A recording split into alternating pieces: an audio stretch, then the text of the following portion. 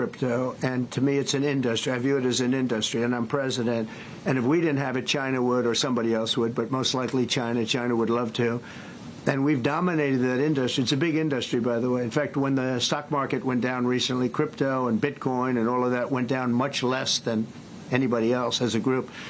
And we've created a very powerful industry, and that's much more important than anything that we invest in. We invest in it, but really that was an industry that wasn't doing particularly well. I got involved with it a couple of years ago, and before the second term. I got involved before I decided to run. I only decided to run because I saw what was happening, and Biden was incompetent, and the administration was crooked and incompetent, and I was in Bitcoin then, not knowing if I was going to do it a third time.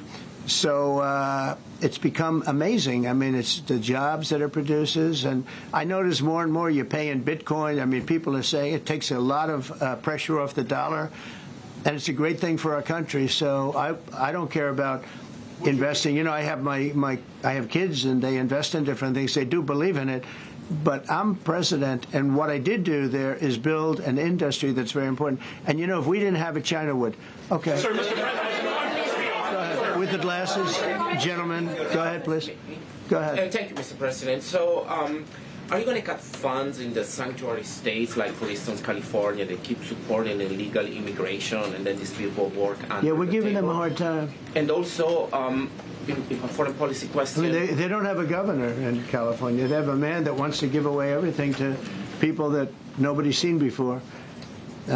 If we didn't go into Los Angeles with the military, which did a fantastic job, but if we didn't go into Los Angeles bringing in the National Guard, I would have brought the military if it was necessary, because you have to. We have the right to.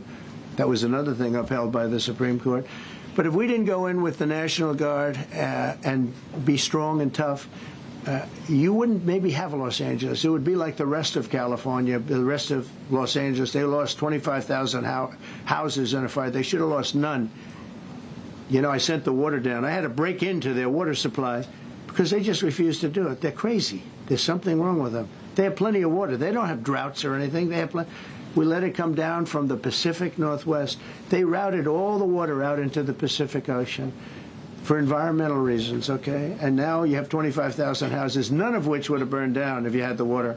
They didn't have water. They didn't have water for the fire pumps. They didn't have water in the sprinkler systems that people put in. So the answer is we're going to work with governors. We're going to work with radical left Democrats and Democrats. And we're going to make it good for everybody. We'll have to stop the crime in those. In the case of the cities, I think I can say just about all cities with heavy crime are run by Democrats. Yeah. Go ahead. Yeah, with the glasses. I'm with you. Go ahead. Yes. Yeah. No. The man behind you. Yeah, please. President Trump, Anthony Marshak from MTV Lebanon. I want to ask you regarding the threats posed by Iran's allies and proxies operating in the U.S. They were threatening your life. So what do you say about that? And regarding the Lebanon, because Hezbollah is as well part of Iran's allies, is there any time frame in Lebanon regarding disarming Hezbollah in Lebanon? Yeah. Lebanon is a great place with brilliant people. You know, it was known for the professors and doctors and had an incredible history. And hopefully we can bring it back again. I just appointed a friend of mine who's Lebanese, and I didn't know he was Lebanese. I've known him for 20 years, very, very successful man. And I just appointed him. And I said, why would you want that? He said, because I was born there, I was raised there, I love it. I love it so much. I said, you know, it's very dangerous going to Lebanon as ambassador. And he said, that's what they say, but I don't care about danger. I mean, this is a guy that is just a very big business guy. He wants to give up his whole life to go to Lebanon because he believes in it so much. We're with Lebanon all the way. We'll try and straighten it out. Threatening your life as well. So what action? Threaten my life? Yeah, they have threatened. I get that throbbing feeling every once in a while. Get that throbbing feeling, but you know what? That's okay. This is a dangerous business. What I do is a dangerous business. You know, I tell the story of the car companies and different people in different professions. You have race car drivers, as an example. 1/10 of 1% die. Bull riders, 1/10 of 1%. That's not a lot, but it's people die. When you're president, it's about 5%. If somebody would have told me that, maybe I wouldn't have run. Okay? This is a very dangerous profession.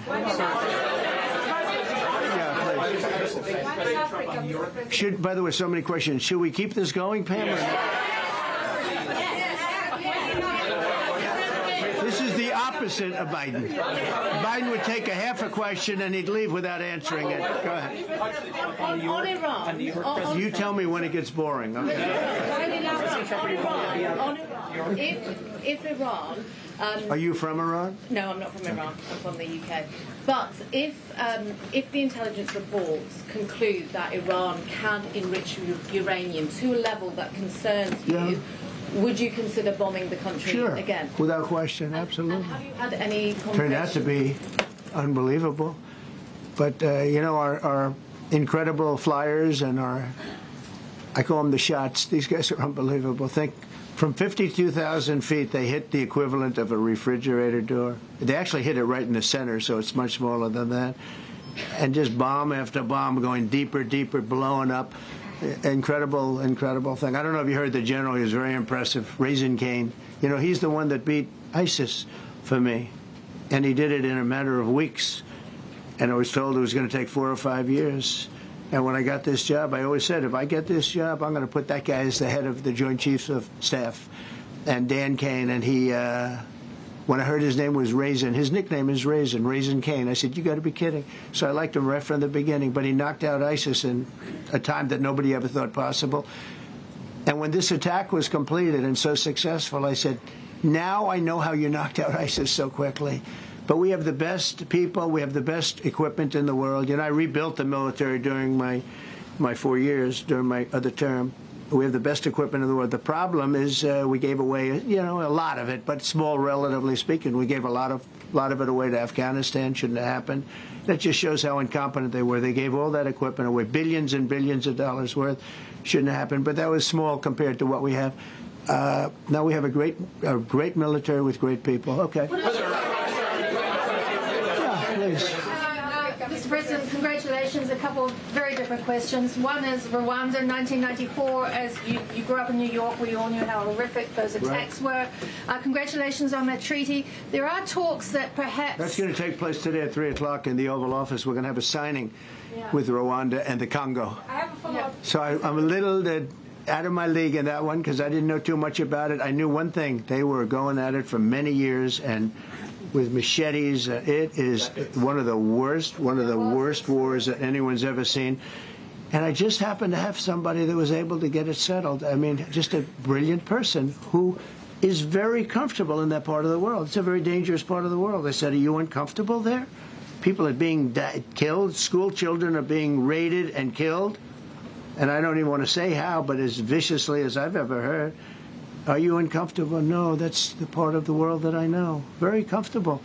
Was able to get them together and sell it. And not only that, we're getting for the United States a lot of the mineral rights from the Congo as part of it. They're so honored to be here. They never thought they'd be coming to. Look, this is a very tough part of the world. They never thought, they were just telling me, they never thought they'd ever be coming to the White House, and they're so honored. And so we're going to give them a great big reception. But that's after many years of fighting. It's a great thing. That's at 3 o'clock, I believe. Sir, are you concerned at all about secret nuclear sites in Iran? You talked about maybe just secret nuclear sites? Yes, there might be some that not really. Can I tell you? They're exhausted. And Israel's exhausted, too. And I dealt with both of them. And they both wanted it settled, both of them. And we did a great job, but they're exhausted. The last thing they're thinking about right now is nuclear. You know what they're thinking of? They're thinking about tomorrow, trying to live. It's such a mess. It's such a mess. The place was bombed to hell. And no, I'm not worried about it at all. And I'm putting out a little statement. I'm going to respond to the Ayatollah's statement yesterday that we won the war. Oh, God, we won the war. And I said, look, you're a man of great faith, a man who's highly respected in this country. You have to tell the truth. You got beat to hell. And Israel was beat up, too. They were both beat up. And it was a great time to end it. It was quick. they got the hate out. There's a lot of hate. A lot of hate. It would be great if they didn't have that hate. But the last thing they're thinking about is nuclear weapons right now. Please. Thank you, Mr. President. Iris Tao with NTD Research Media with the Epoch Times. Thank you so much for doing this. It's very refreshing for all of us here It's a good group. in this room. It's refreshing. Very refreshing. Yes, we have to have this, and I understand what you mean. So thank you so much for coming out here. Other than Caroline's done a great job. Right? Yes, You're referring to the past administration, not to Caroline, right? Yes. Back to the ruling today, if you don't mind. So you have always talked about winning for the American people. Right. How do you think today's ruling will enable you to further deliver for American families and workers across the country, not only when it comes to immigration, but also when it comes to trade, energy? What actions are most eager to move forward? Well, I think taking power away from these absolutely crazy radical left judges is a tremendous. This is such a big day. This is such a big day. It's like it's sort of sad because we're doing the signing at 3 o'clock, and this may very well dominate the signing of a big war that was going on and really affecting the continent of.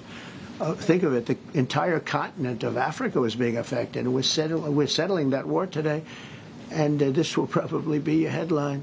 But this is a very big moment, and it gives power back to people that should have it, including Congress, including the presidency.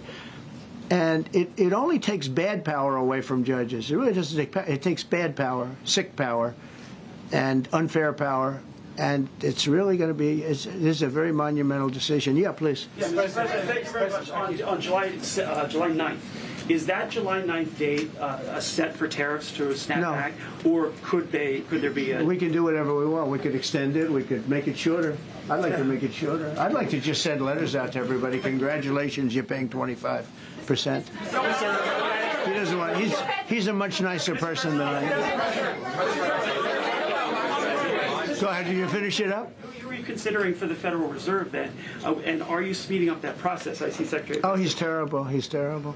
I mean, I have a list of things. We're like 38 on the list. We pay, Cameroon and different places are paying the same as us. Because, you have somebody sets a rate at 4% or 4.5%. It's hard to go out and say we should be paying 1% when you have your so-called experts doing it. And the sad part is, as per the question that you asked about tariffs, we've had the tariffs, and we have less inflation than we had before. What we have is a hell of a lot more money, a hell of a lot more income, and we shouldn't be paying a rate like that. In other words, when we pay a rate, I'll tell you, each point is the equivalent of $300 billion. So if we had it down 3 points, because I think we should be at 1, you have Switzerland is at 0.25, in other words, 25% of 1%. And they're the number 1 right now. But we should be the number 1. And soon you're going to have, I think, you're going to have where the people will pay, will pay, like we had a few years ago, where you put up money, you loan money, and, you actually, instead of paying, you get paid. I love that. I don't know if it's any good, but I love it, where you put up money and you get paid. But we should be in a category. So we should be at the top of the list, not toward the bottom of the list. But we have a man who's not a smart man, and he probably has Trump derangement syndrome. And he's just not a smart person. What he's doing, though, he's hurting us for years to come. Because if we borrow money at 2 points higher than we should be paying, that's $600 billion. Wouldn't you say those numbers are about right, Scott? So it's 2 points would be about 600, actually more than that, but about $600 billion. All because the guy doesn't want to lower the rates. He's doing the service, a very disservice. And then he goes up and talks about, I'd like to see costs come down. He gets up and he does his little thing for 5 minutes, and he goes out and he goes back to the beach. He goes, I'd like to see costs come down. Well, he could lower the interest cost by $900 billion a year. All he has to do is lower rates. And everybody's saying, I was watching some of the business shows today, and they're saying, Trump's right. He should really be cutting. The country's doing well. We have no inflation. Now, despite him, we're doing great. But if we got the rates down, we would be a rocket ship. So I think that'll be it. And I just want to thank everybody. This is a really big day. We've had a big week. We've had a big week. We've had a lot of victories this week. NATO was a tremendous victory. The war was a tremendous. Look, we were talking about this for 30 years about Iran being nuclear, and all I said is it will not be nuclear, and it's not going to be nuclear. And I want to give credit to a lot of people, and most importantly to our great military. Boy, they put out that fire. Once that happened, once those bombs got dropped, that war was over. That war was over. But I just want to compliment them. Incredible, the general and all of his generals. Pete Hegseth was great. They all. And now I want to compliment Pam. A lot of genius went into this. People, if you don't say it exactly right, if the Supreme Court doesn't get it because it's incorrectly spoken about, and that happens. A lot of cases are lost because they don't say the right words. But I want to correct. She's going to go down as a great attorney general. I may change my mind about that. I don't know. Maybe someday I'll have call and say I was only kidding. She's going to go down as a great attorney general. This was a tremendous win, and we've had tremendous wins, but this was a tremendous win today. So I just want to congratulate you and Todd and your whole staff. Very brilliant people, and we can't forget John Sauer. That's right. Who is with. There's a medical emergency within his family, so he's taking care of that, and we said absolutely. So I just want to thank everybody very much. Thank you.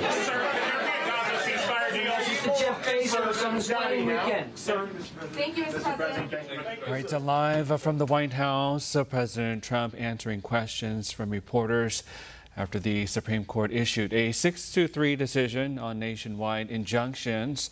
He thanked the 6 justices who voted in favor, saying we can promptly file to proceed with the numerous policies ending birthright citizenship, adding it was meant for babies of slaves. Well, the president said this decision covers a tremendous amount of territory. He also said the injunctions were a grave threat to democracy, adding the Supreme Court to solve a very complex problem. Attorney General Pam Bondi said Americans are finally getting what they voted for and are no longer getting rogue judges who are striking down President Trump's decisions. Bondi pointed out how there are 94 federal judicial districts. 5 held 35 of the nationwide injunctions. Bondi said that these injunctions have allowed district court judges to be emperors, but it has ended today. Deputy Attorney General Todd Blanche commended the Supreme Court's decision on the case to allow parents to opt out of school lessons from transgender ideology. Again, President Trump celebrating the Supreme Court's ruling, granting his administration's request to limit district courts' ability to issue nationwide injunctions against his executive orders. He did cover a lot of other topics, including trade, immigration, and the Middle East conflicts. And the White House celebrates One America News Network, your source for credible, honest, unbiased reporting from around the world, has just launched a live, 24/7, 365 days a year, uninterrupted cable feed on YouTube. And it's only $5.99 per month. Now you can watch One America News Network live, anytime, anywhere in the world. Go to our YouTube page and click here to become a member today. One America News Network, your source for credible, honest, unbiased reporting from around the world, has just launched a live, 24/7, 365 days a year, uninterrupted cable feed on YouTube.